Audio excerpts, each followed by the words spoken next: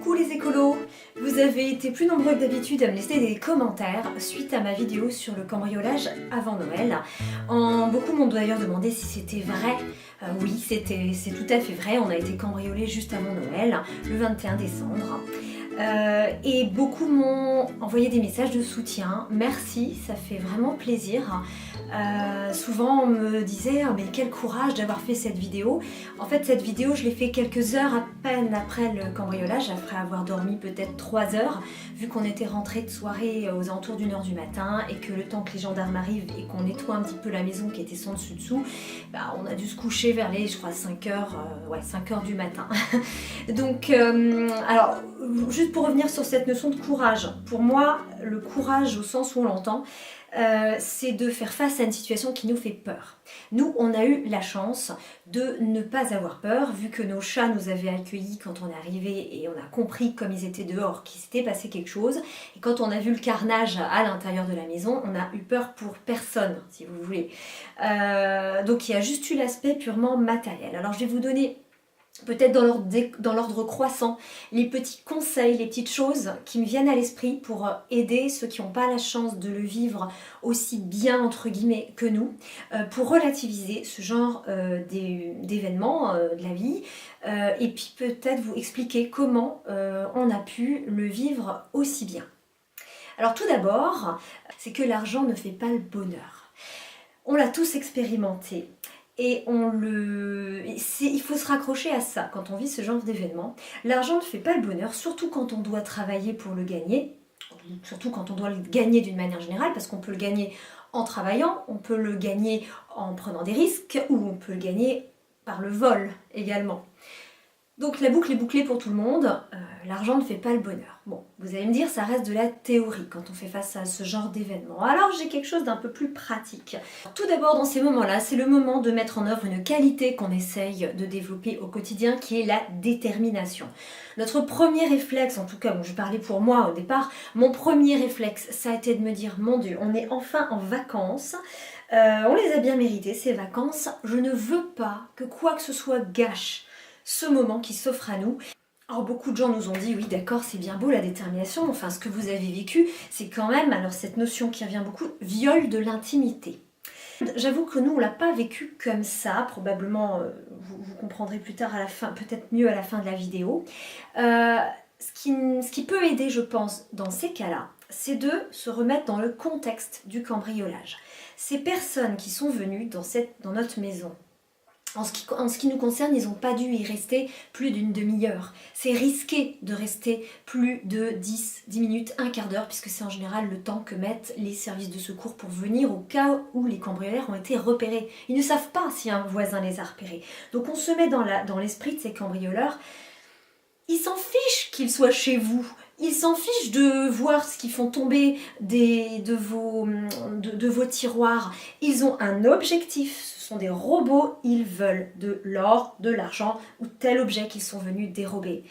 Ils ne sont pas du tout dans une logique d'atteinte humaine ou justement d'indiscrétion. Ils sont dans cette logique pure. Et je me permettrai un petit parallèle. Vous savez qu'en droit français, l'escroquerie, qui implique des actes sur la durée avec une volonté et des manœuvres frauduleuses pour obtenir de l'argent ou une faveur de quelqu'un, l'escroquerie est punie plus sévèrement que le vol. Et bien, ça s'explique très bien par l'intention qu'il y a derrière. Donc déjà, se dire que ces voleurs, ils n'avaient pas d'autre intention que de vous piquer des objets de valeur. Ça permet de faire la balance entre ce qu'on vit nous et la réalité objective de la situation.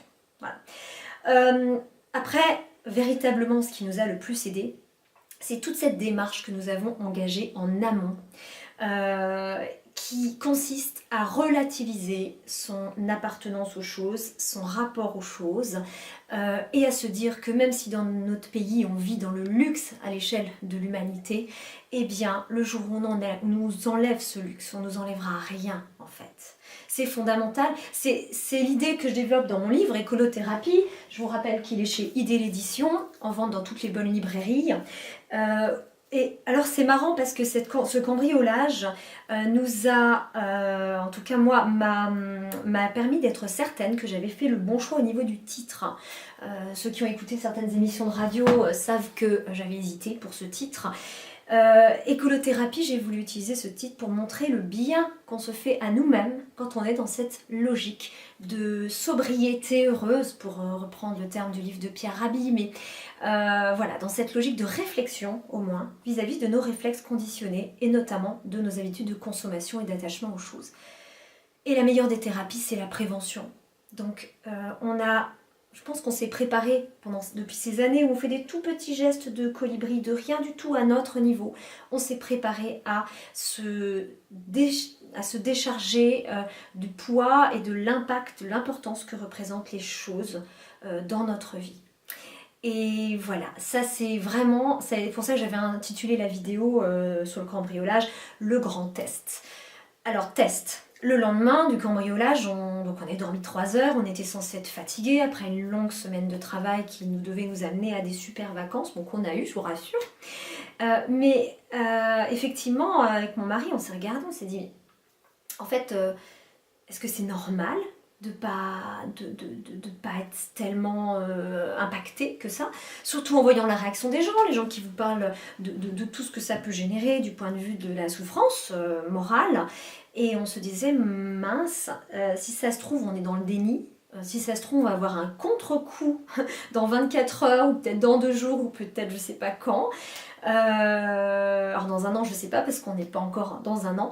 Mais en fait, non, on n'a pas du tout eu de contre-coup. Mais pour vous dire, on a commencé à se demander si on était normaux face à ça. Et au final, si j'ai un grand conseil à donner à tous ceux qui vivent des expériences difficiles, et là, de manière plus générale, des chocs comme peuvent représenter un cambriolage, c'est de se poser la question, mais de se la poser autant de fois qu'il le faut. Alors je vais vous la donner avant, je vais d'abord vous dire comment je l'ai trouvée cette question. En fait, c'était en remplissant les papiers de l'assurance. Ça a été la phase pénible, la perte de temps. Je vous l'ai dit, les objets, ça prend du temps pour les acquérir et pour les trier, les stocker et aussi éventuellement s'en débarrasser le jour où il le faut. Donc bon, on a la chance aussi ça aide quand on est cambriolé, on est assuré, donc remplir les papiers de l'assurance. Ça nous a pris des heures à reconstituer les photos, les choses. Alors prenez des photos de vos objets de valeur, de vos meubles, stockez-les sur un petit fichier informatique. Le jour où vous êtes cambriolé, comme ça, en 1 heure, vous faites votre papier. Bon, moi, j'avais pas pris cette précaution, j'ai dû rechercher, ça m'a pris des heures. Et pour chaque bijou qu'on m'a volé, et du coup, c'est revenu à ma mémoire. Et il y a un bijou plus particulièrement qui avait ce que les gens appellent, ou ce qu'on appelle une valeur sentimentale. Et du coup, pour chaque bijou, vous faites un peu le deuil de sa perte. Et là, je me suis posé la question. Alors ok, le Napoléon serti de ma grand-mère. Je pense à ma mémé qui a travaillé toute sa vie très dure et qui à la fin de sa vie avait cette petite chose qu'elle a pu nous léguer. Ok, j'y pense 2 minutes et puis je me pose surtout la question que je trouve qui aide, je pense, pour tout. C'est de se dire, mais qu'est-ce que ça change dans ma vie avant ou après ce cambriolage ? Ma vie n'est pas différente. Ce Napoléon, il était planqué dans une boîte, au fond d'un tiroir. C'était un objet de valeur, c'était de la thésaurisation et un souvenir de famille. Mais si je l'avais peut-être regardé 4 ou 5 fois dans ma vie avant de quitter cette terre, c'était beaucoup. Il ne changeait rien dans ma vie. Et ça, c'est très important. Avant, il n'y a pas eu d'avant et il n'y a pas eu d'après. Et on a fait tout ce qu'il fallait pour ça. Bref, c'est là qu'on voit que ce qu'on appelle le zéro déchet, c'est du désencombrement matériel, mais aussi du désencombrement mental.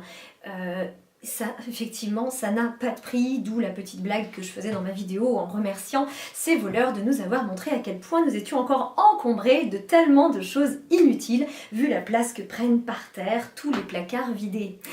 Voilà, alors une dernière chose. Tout événement de la vie est là pour nous faire progresser, pour nous faire apprendre des choses. Dans toute chose, on peut voir du positif. Alors déjà, le positif court terme après un cambriolage, indépendamment des petites blagues dans ma dernière vidéo. Alors déjà, on voit ce qui est encore là, ce qu'on nous a pas pris. Ils n'ont pas mis le feu à la maison, Alors là, je sais, ça fait un peu complexe de Stockholm, hein, mais bon voilà, ils n'ont pas mis le feu à la maison, ils n'ont pas cassé des choses auxquelles on tenait, et alors, ils n'ont pas tout volé, ils n'ont pas volé tous mes bijoux. Il y en a pas mal qui m'ont fait réflexion, mais sur tes vidéos, t'as encore tout plein de bijoux, on n'y croit pas. Alors déjà, sachez que beaucoup de vidéos ont certains rushs qui ont été faits avant, donc vous verrez encore des vidéos où j'ai des bijoux qui ne sont plus à moi aujourd'hui, qui n'existent peut-être même plus, mais surtout, il y a plein de bijoux qu'on m'a pas volés, et notamment ce magnifique collier en œil de tigre. Ceux qui connaissent un peu la pierre savent que c'est une pierre qui a la propriété de protéger son porteur en renvoyant à l'agresseur sa propre énergie négative. Donc je trouvais que c'était assez une belle illustration quand même de ce qui s'est passé quand les voleurs n'ont pas pris mon collier en œil de tigre. Voilà.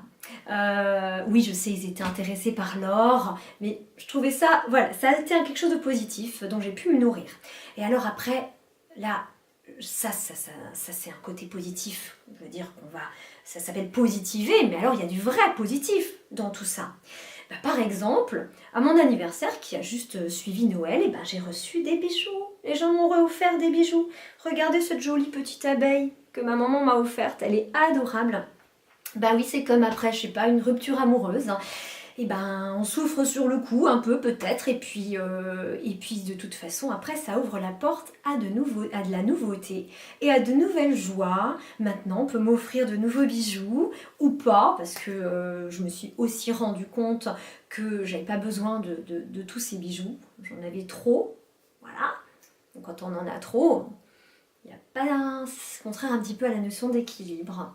Voilà, donc j'espère que cette vidéo vous aura aidé. Et surtout, n'oubliez pas, prenez soin de vous et vous prendrez soin de la planète.